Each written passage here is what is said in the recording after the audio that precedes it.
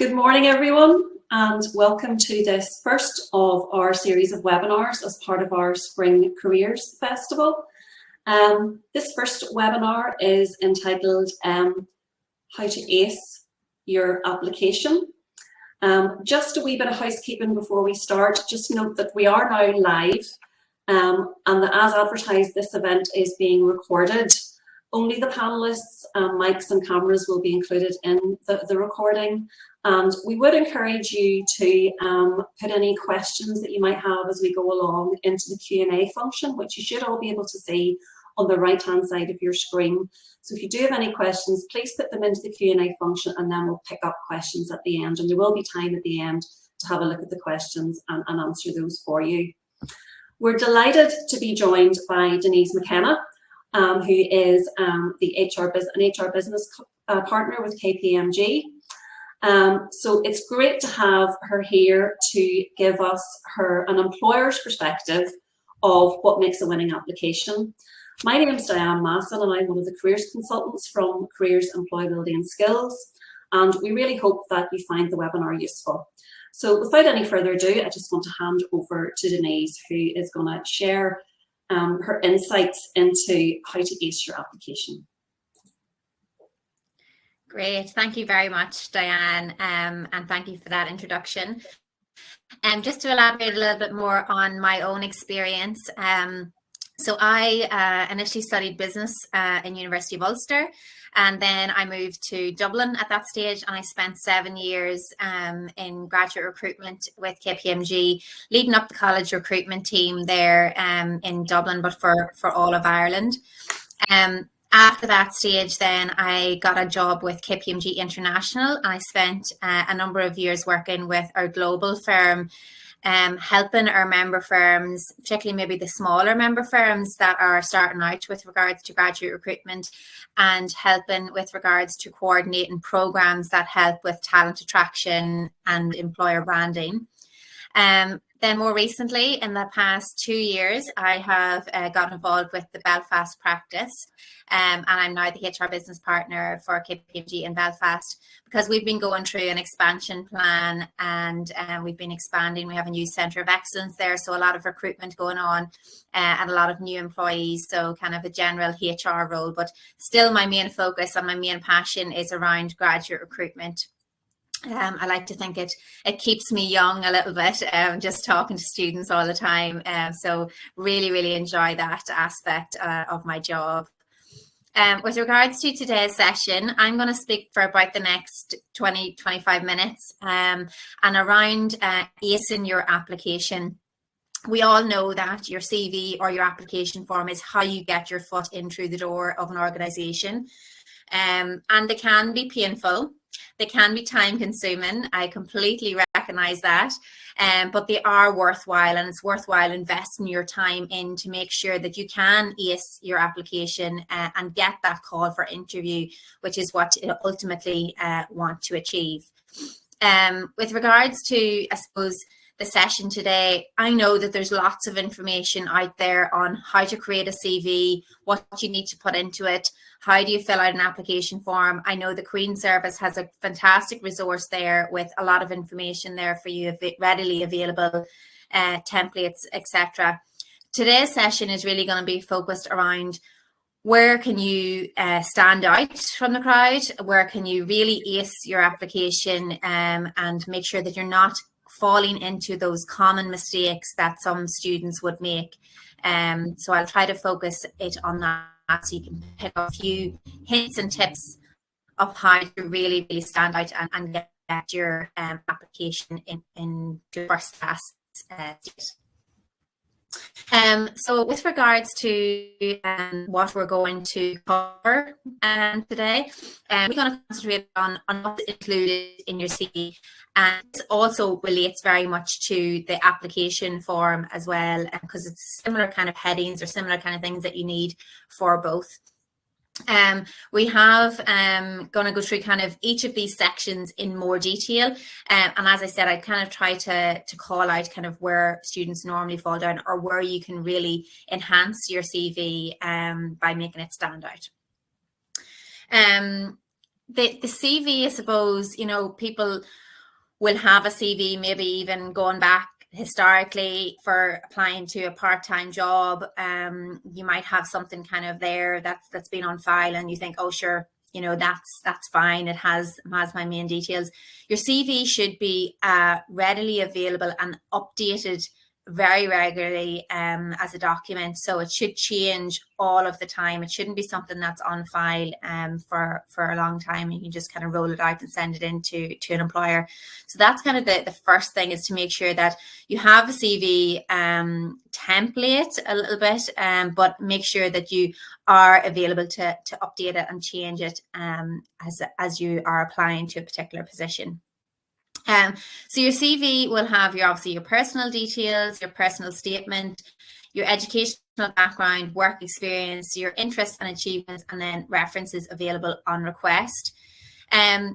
One area that some students might not include is the personal statement. And this is a really important aspect to really show your motivation and your key skills, so that at a quick glance, an employer can see, or a recruiter can see, what are the main things that you want and what are the main things you can bring to this particular position. So the personal statement is very important to include. The other thing that I would call out is around the references available on request.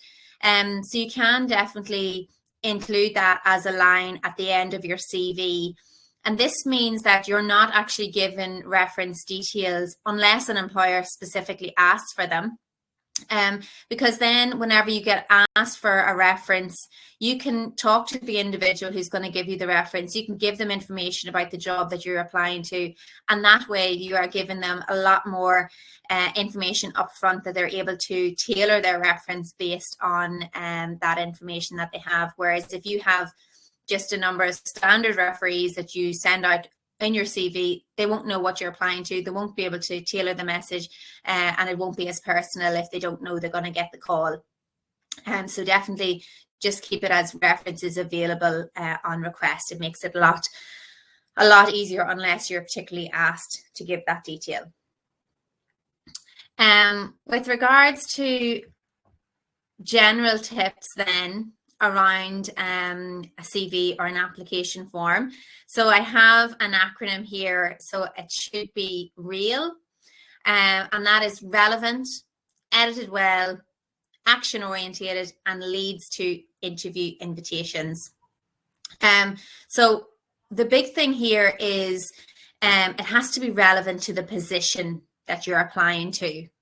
And I will go through an exercise with this in a minute to really give you the emphasis around why it makes sense. You should tailor your CV based on the role that you're applying to, or tailor your answers in your application form based on the role that you're applying to. And the big thing is that you can go online, research the company, have a look at the job description if you're provided one, or an outline of the profile that the company is looking for. And then you can see what in particular, with regards to your experience and your skills, matches that job. And that's how you can make it as relevant as possible.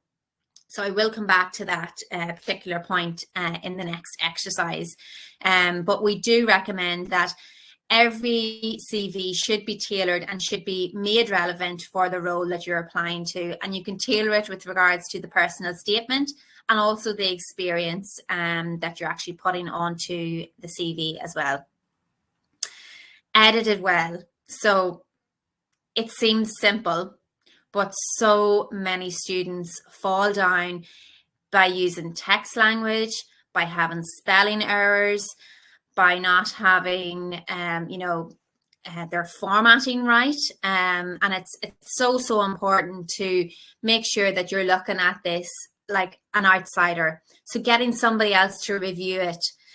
You may have looked at this document for a number of hours. Your head might be just kind of fed up looking at it.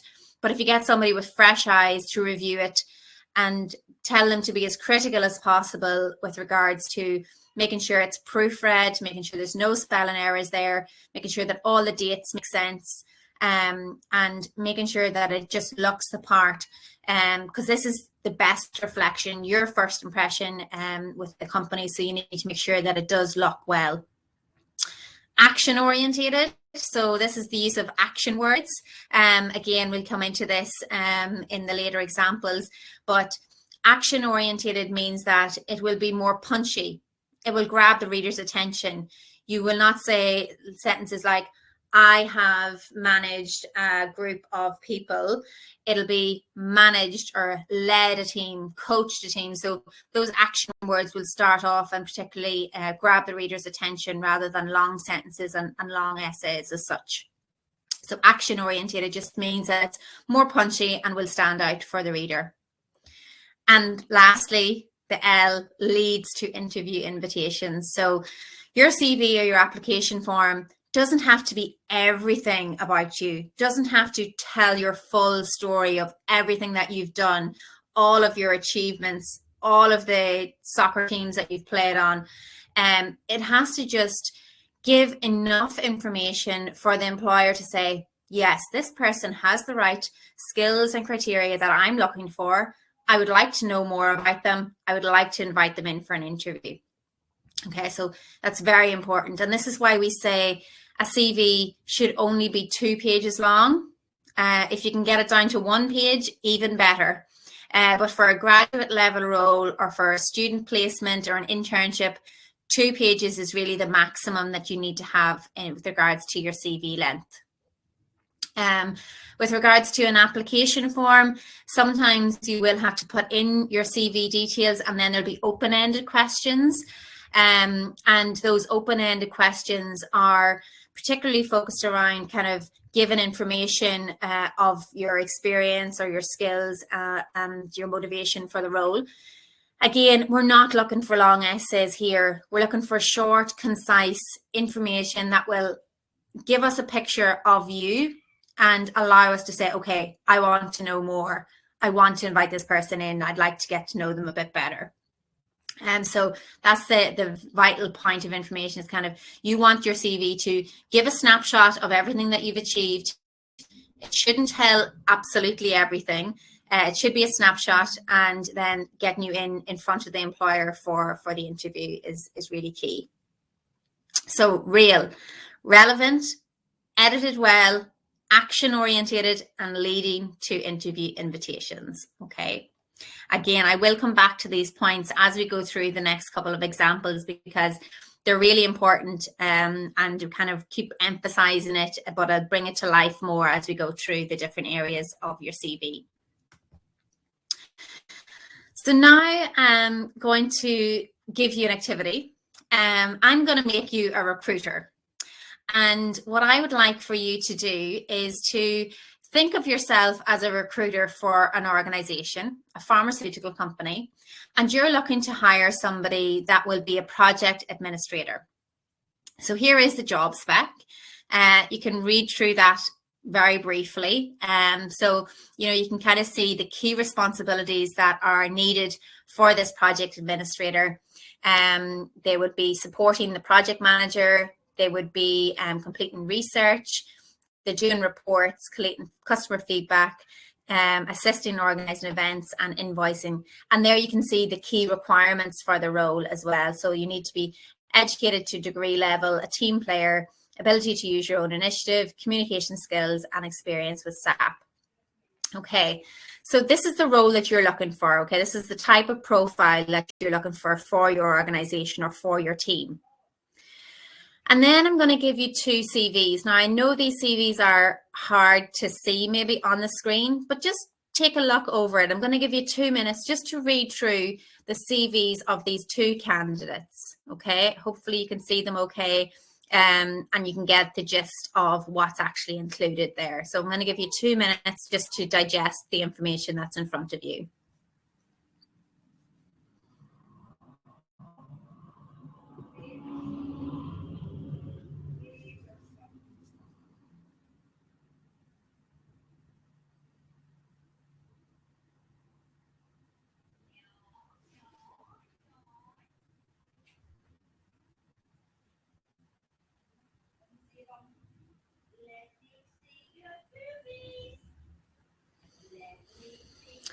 Okay, so hopefully you've had a little minute there to digest the two CVs.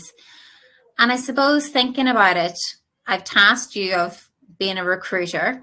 You have a role that you need to fill, and you have two candidate CVs here. Sometimes you'll have 22 CVs, sometimes you'll have 102 CVs to fill one position. That's the joys of recruitment. But today you have the two for the purposes of this activity. And I suppose thinking about it from a recruiter's point of view, I'm wondering what candidate you've decided to put forward. And I've done this activity before, and usually everybody decides, okay, well, I'll go with candidate one. Okay, and there is a reason for that. It's because when you're comparing the two CVs, you can really see that candidate number one has their personal statement at the start, their career aspirations, and they can clearly see that they have the Bachelor of Business Studies degree there. They need to be educated to degree level. They have the communication skills there listed in their personal statement, which ticks the part with regards to the job spec. And they also have tailored their personal statement at the start to say, keen to secure a challenging administration role in a pharmaceutical industry. So this is an example of how candidate one has made their CV relevant to the job that they're applying to. Now, in reality, candidate number one could be applying to a number of administrative roles right across different sectors, but they have tailored their CV particularly to apply to this job, which means that they show motivation and enthusiasm for this particular position. So that's really important part that I've tried to emphasize at the start in terms of how you make yourself relevant to a particular role. Also, if you think of these two CVs, so the key thing is actually with regards to this activity, these two people are actually the same person. Okay, so they have the same experience, they have the same education, they have the same skills as well. But candidate number one, or CV number one, portrays the candidate in the best light as possible and has been tailored to match the job description that they've had with regards to the role that they're applying to. So this is, again, this project administrator role. So it's not that they have embellished their CV. It's not that they have lied on their CV. It's just that they have thought about the experience that they've done and made it applicable to the role. So they've worked in a hotel as a receptionist, more than likely, but they have put down their role as administrator / receptionist because they're applying to an administrator role. And of course, a receptionist has a lot of administrator duties as well. So that's, again, it's not lying, but it is tailoring their CV to make sure that it is standing out as having administrative duties. Providing administrative support to the reservations manager. Again, linking it back to this job spec that they read. Doing reports. Printing off forecasts. Responsible for guest check-in and check-out. Posting payments and invoices onto the system. Invoices was linked to the job spec as well. So it's just about making yourself as relevant as possible, as opposed to the CV, which is candidate number two there in front of you, where they have receptionist on their CV. They've put down the responsibilities that they've had, but they're not pulling out as much information as possible to make it relevant to the role that they're applying to. So again, they are the same person, they've done the same skills, they've done the same work experience, but the key thing is that in CV number one, they've sat down and made sure that they can make it as relevant as possible. Whereas in CV number two, it's very generic, limited detail on their work experience, and it's probably a CV that they're using for multiple roles and just throwing it out there, but not making it as relevant to the particular job spec. And it still might get them in through the door. It still might get them an interview invitation.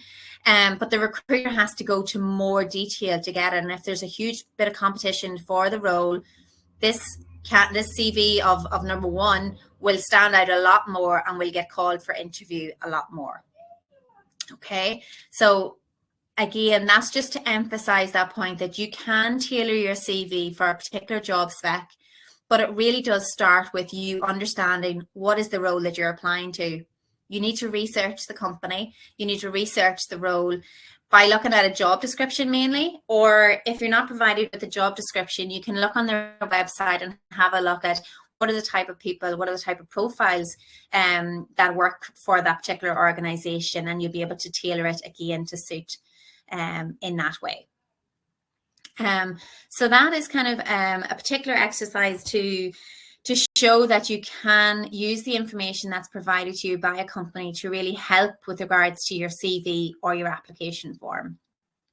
And this is where you can really ace your application. This is where you can really stand out, as if you can tailor that experience and make sure that you're putting down as much relevant information as possible that the employer, the recruiter, will say, yes, I want to meet this person. I want to know more. They fit the skill set of what I'm looking for, and I'd like to bring them in for an interview.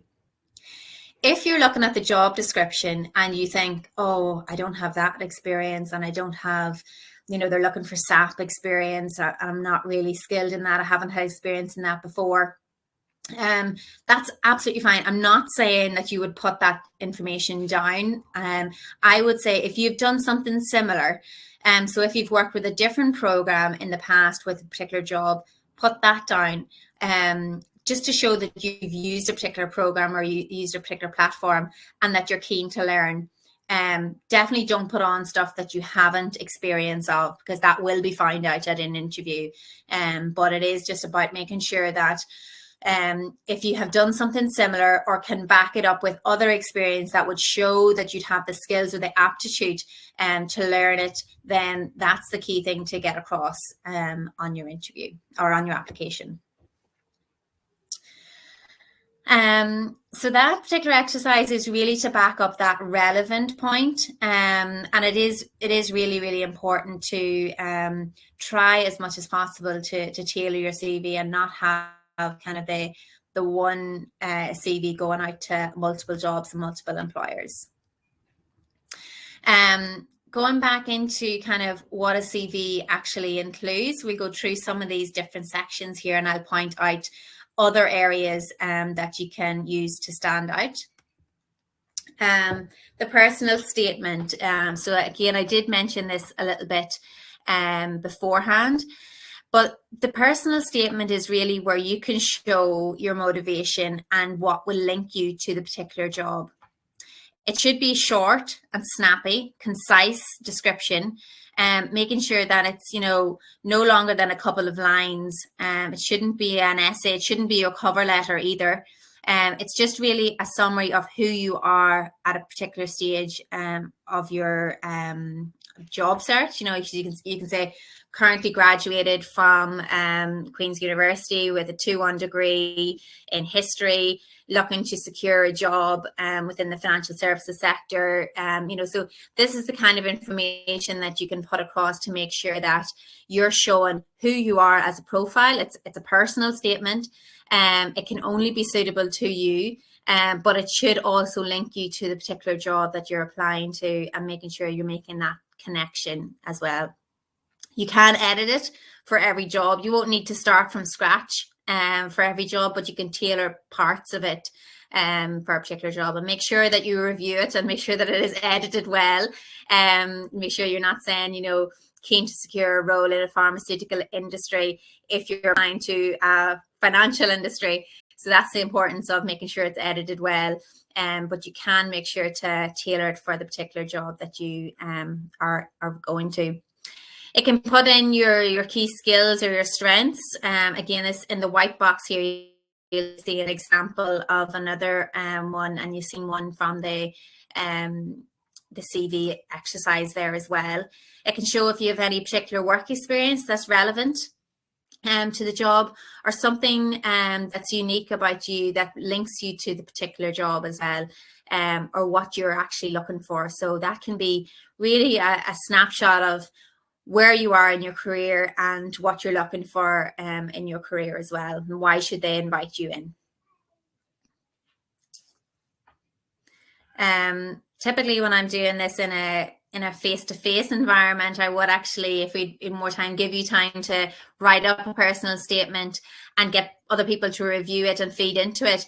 It is a very worthwhile exercise to do that. So maybe it's something that you can sit down this evening if you have 20 minutes and just start to write out a personal statement, give it to your best friend, give it to a family member and say, you know, what do you think of this? Does this accurately describe me? Would this kind of display my key skills and strengths? Would this be something I would put on my CV?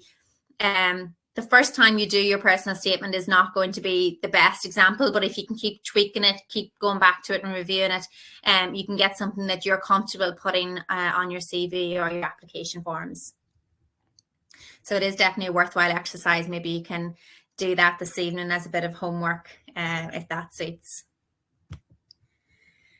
With regards to education, so the key thing is with regards to education, you know, for students applying to an internship, placement or graduate roles, is to put as much information as possible. We know that, you know, if you're studying in a top university, that, you know, you have a certain level of academics, but we shouldn't have to make assumptions. So it is a good idea to make sure that you've put on your AS levels, your A levels, the subjects that you studied, the grades that you got, and in your course as well, whether you've only done 1 year or 3 years, putting on the modules there and the grades that you've achieved. If you're in final year and you have, you know, 3 years done with multiple modules every year, you don't have to put all of that information in. I did say keep it concise.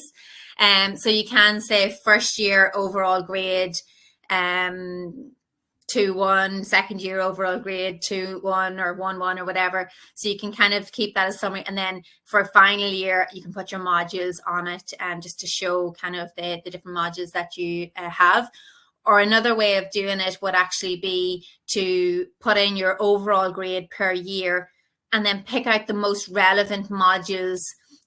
So this could be like including modules such as maths for finance, so particular modules that the employer might feel is applicable to the role or might kind of lead to getting you called for that interview, particular modules that are relevant to the particular role, and making sure that you put in your grades for them as well to show that you have an aptitude and you have an interest in those particular areas. It's also good to include subjects even if you know you haven't done well in them. So if you studied, if you've only done your first year exams and you managed to not do well in a particular area, don't leave it out. So put it in, but put it in brackets, maybe an explanation or a note just to say, you know, the reason for it. Find that particular module really, really challenging, have worked very hard to make sure that I can pull up in this particular area for the future. Or, you know, you could put in an explanation around why you find that particular subject challenging. If there was any kind of mitigating circumstances or anything that that needs to be included there as well. It's just good for the employer to see that. So I wouldn't omit it because I suppose as employers of graduates, we're normally pretty familiar with the courses and know the modules that are included. So we'd be looking out for the particular grades. So it is good to include them in it.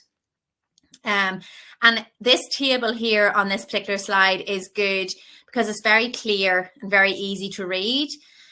Sometimes we get CVs through and they have loads of information, but it's hard to read and it's not really standing out. And you kind of have like, you know, we're going into, is that first year they did that module? Or, you know, it's very hard to actually see what is the sequence of events. So make sure that you include the use of tables. you can either have it that you can see it as a table, or you can hide the lines as well within the document so that only you know it's a table, but it's, again, very easy to read. And I do like this format because it's just as easy to see the years that you're in the university, the degree, the subjects, the grades, and again, going back to your second level school, the subjects that you studied and the grades that you got there. So just very, very easy to read as a recruiter that's kind of glancing through a lot of CVs. It needs to be easy to read and understand. So that's kind of the main thing on education.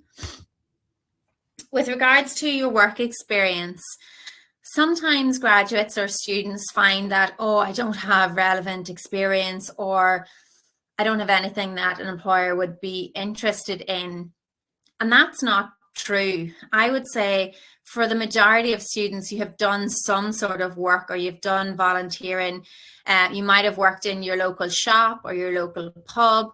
You might have done volunteering with a charity shop, or you might just be involved in your local club, like your rugby club. You might be involved in the committee there or something. Hopefully you have something that's relevant that you can put down. It might be the case that you've done babysitting for your aunt. And again, that is still relevant. We want to see that you've done something. So to show that you're a well-rounded individual, you're not just all about the academics. We want to show that you've these other skills that you've developed through working, things like teamwork, things like attention to detail, things like your commitment to doing a task. It's all shown through your work experience. So that particular aspect is important for employers. So make sure to put something into your employment history, even if it's not relevant. Employers can still see the huge skills that you get from working on your dad's farm or working for your aunt or whatever that is. You know, we can still see that, you know, this person got up and did that, and, you know, you use that as an opportunity to learn. And that's what we really want to see. And you can put your skills and responsibilities that you've learned through the employment in bullet points, not in big essays, or not, you know, keep it punchy, keep it action orientated. I did talk about this at the start. So action words would be responsible for, rather than saying, I was in the cash office and I was counting money and I was balancing the safe, and I made sure that I had to process different coupons. That's a long-winded way of, you know, kind of punchier would be responsible for counting money, balancing safe. It just means that it's a lot easier to read, and it's easier to us to see kind of the main skills that you got from it. Other words would be managed, liaised, understood. You know, all of those kind of things can be used as making sure that you are putting forward the key things that you learned from your particular work experience. And we do like to see as employers that you have went out and tried to do something. So if you haven't worked before, try your best to get some volunteering experience, sign up with a club to make sure that you can put that across on your CV or application form. Interests and achievements. So we do want to see a well-rounded person. So and that's the reason why we want to see the work experience, and again, the interests and achievements. And sometimes people can be big into their interests and achievements and haven't had time for a part-time job, and that's fine as well. But make sure that you have that aspect on your CV to show that you have had a lot of extracurricular stuff going on, and maybe you're involved in the club with regards to the sport that you're interested in as well. So that can be kind of an experience in itself. So, you know, making sure that you put across any kind of involvement with sport teams, with regards to things that you've done on an individual basis or on a team basis, any particular skills or workshops that you've done, any kind of charity work that you've done, any particular clubs or societies that you've been involved in at university as well. And yeah, the key point here, I suppose, avoid generic fillers, such as reading, going to the cinema, socializing with friends. They're fine, and a lot of the time we do spend a lot of our social lives doing these things, but what we're really interested in is the things that would add value to you as a person, and the things that really help to create who you are and see the real you. And that can be done through the bigger things that you had with regards to your interests and achievements. So what have you learned? So kind of coming towards the end of what's included in this particular workshop, a little bit more slides to go through, but the key things, I suppose, would be around that REAL acronym, and in particular looking back at all the particular aspects of a CV or an application form, thinking of how you can make that as relevant as possible to the employer or to the job that you're applying to. Making sure that it is edited well. Every particular section of your CV has to be edited well, and getting somebody else to review that for you. Action orientated. It should be punchy, grab the reader's attention, concise as possible, using bullet points, using tables to make sure that it is as easy to read as possible. And lastly, leading to interview invitations. So that's, the key thing about what you want to do and getting that far. The KPMG application form. So we have our internship applications open at the minute. And really with regards to our application process, we try to make it as easy as possible. You can create your account and then you can log in and log off again. So you can check out what's on it, what you need to answer, and then come back to it at a later stage. You can upload your CV to it, and a lot of your personal details come out of that into the application form. So, how do we contact you? Making sure you have your right phone number there, your right email address for us to contact you, putting in your secondary level education and higher education and your work experience. So I talked about all those sections. The questionnaire is the kind of last point of this, and I briefly mentioned this earlier, but normally on an application form we would ask some questions, and through these questions we really want to get to know the real you. So we ask questions like, how can you put forward the best aspects of you? What kind of awards or achievements have you done to show the real you? And that is just for us to kind of get those particular aspects out about what you do in your personal life and what are your extracurricular activities. And then there's another question there around career motivation, and that will link you back to why you're applying to the job and really show us that you've done some research and understand what you're applying to. So these can be maybe the time consuming aspects of your applications. You might have your CV details already that you're easily able to pull out and put into it.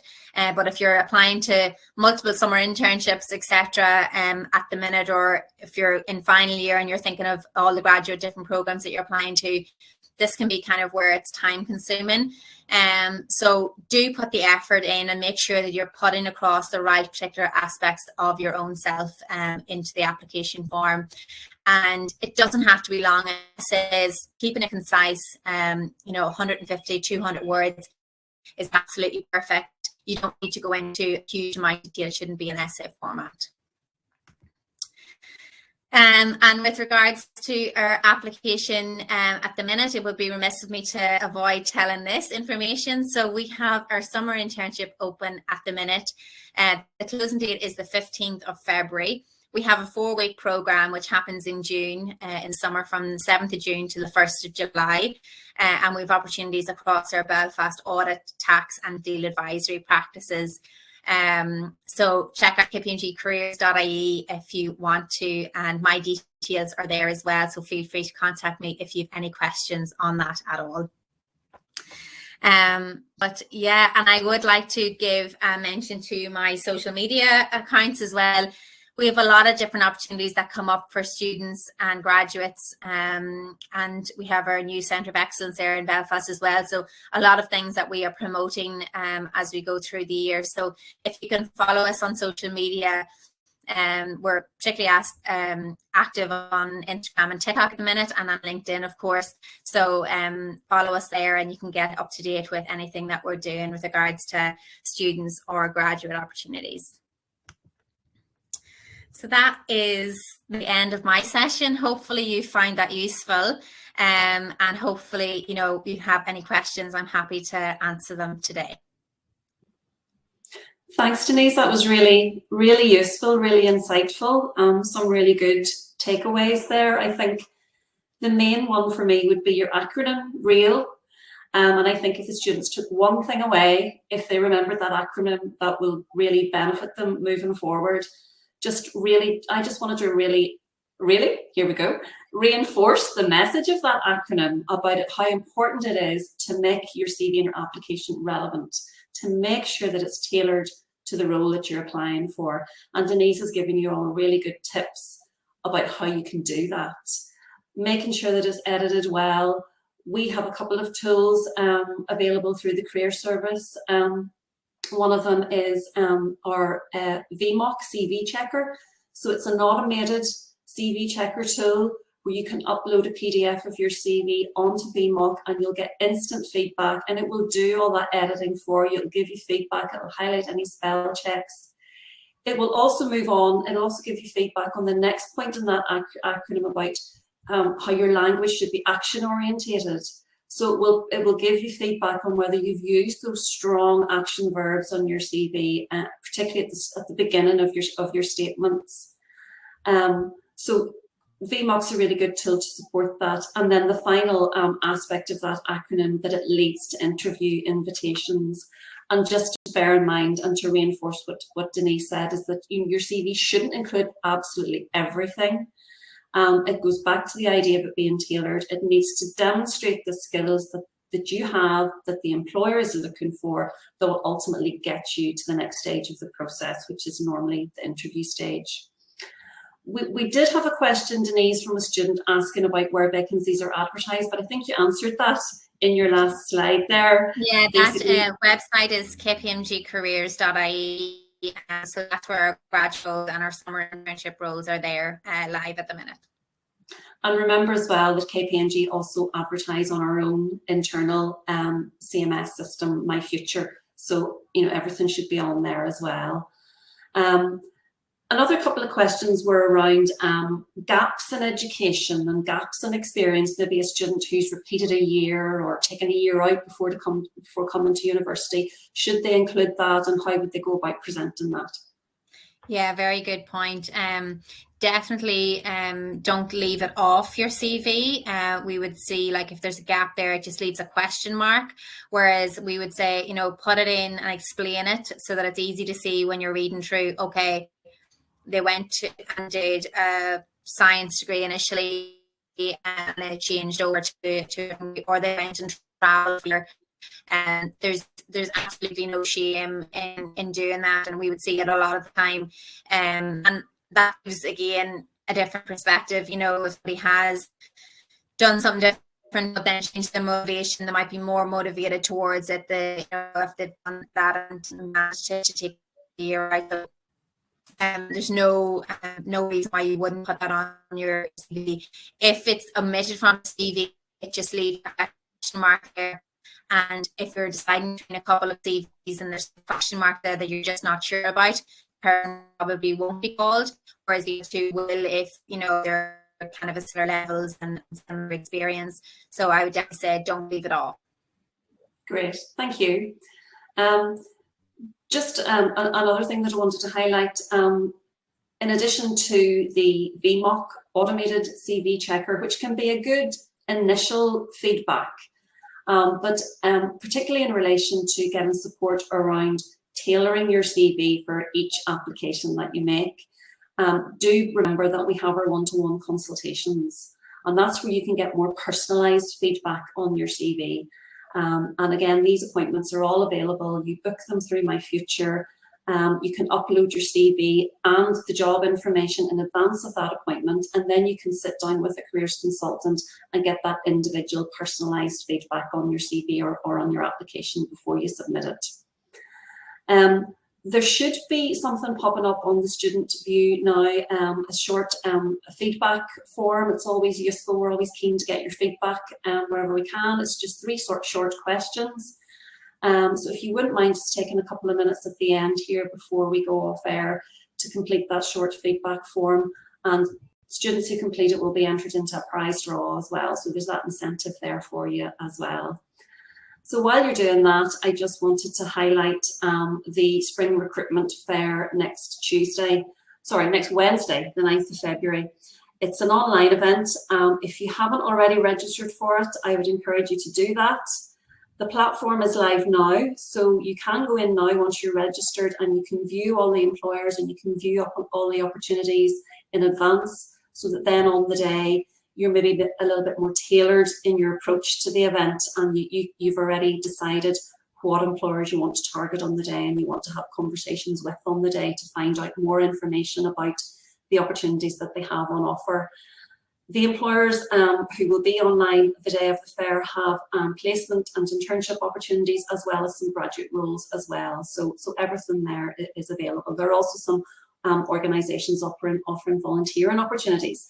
So just picking up on what Denise said about the value of those kinds of experiences in terms of demonstrating your skills on your CV and on applications. So maybe that's something to think about, particularly if you're a first year student and you maybe don't have a lot of experience just as yet. The Student Guidance Centre, although it's an online event, the Student Guidance Centre will be open on the day. So if you have any problems or you need any assistance, you can call into the Student Guidance Centre, and our student assistants will be there to help you to do that. And we will also have students about on campus outside Junction and outside the Maclay Library throughout this week and up to next Wednesday on the day of the fair. So if you do have any queries or need any help with registering, they're there to help you with that. So all that remains for me to say is a big thank you to Denise. Really appreciate your value. It's always really good, I think, for students to hear from an employer's perspective what they look for, particularly as a recruiter yourself, and the experience that you have about some of the pitfalls that some of the mistakes students make, but also ultimately how they can ace their application. And finally, just to say that the recording of this webinar will be available on the Career Service website sometime in the next few days, and it will sit there for a few months, so you can go in and review it again. So thank you all for your time, and thanks again, Denise. Thanks, Diane.